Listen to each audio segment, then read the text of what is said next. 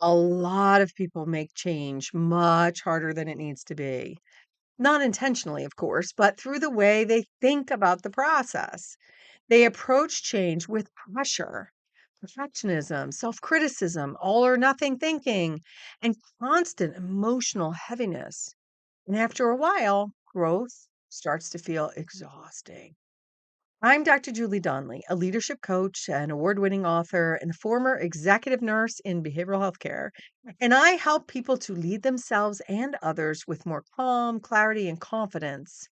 And in my book, Does Change Have to Be So Hard?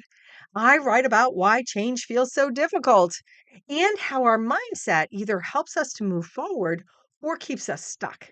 Now, in the book, I provide 8 mindset strategies for making change easier to navigate and more sustainable.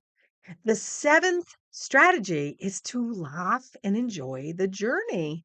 And honestly, this strategy surprises people sometimes because many people have learned to associate growth with pain or struggle. They think if I'm no pain, no gain, right? If I'm not suffering, I must not be trying hard enough. But sustainable change usually happens more effectively when people are able to approach themselves with flexibility and patience and grace and even humor along the way. And that matters because change is messy. Human beings are messy.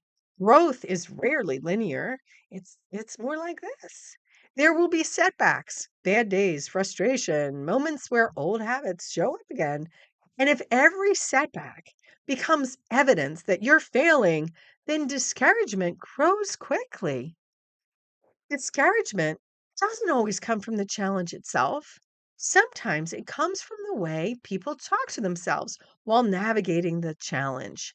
And many people become emotionally exhausted from their own internal pressure. Everything feels serious, urgent, heavy, never enough.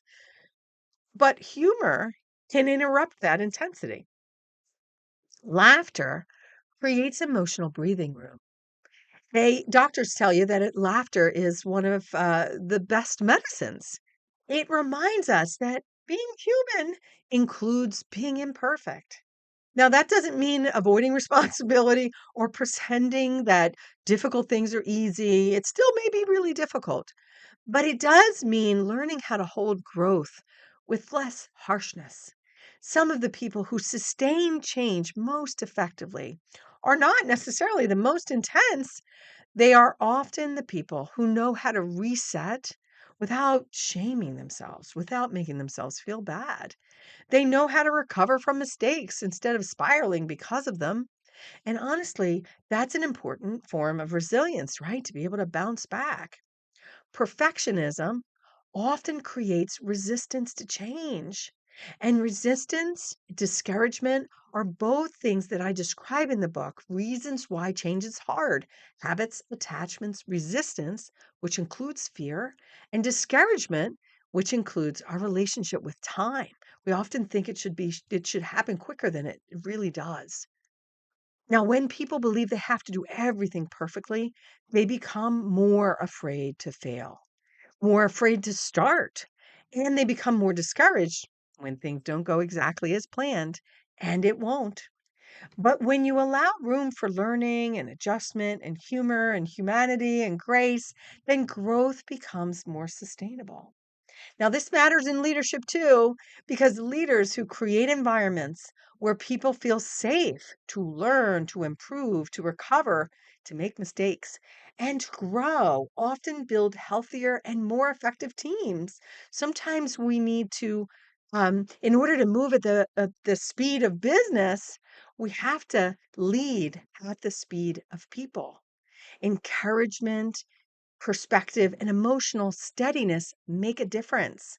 Constant criticism rarely brings out the best in people. This is part of leading at the speed of people. So take a moment to reflect here. What might you be making growth? Where might you be making growth harder by approaching yourself with too much pressure or perfectionism?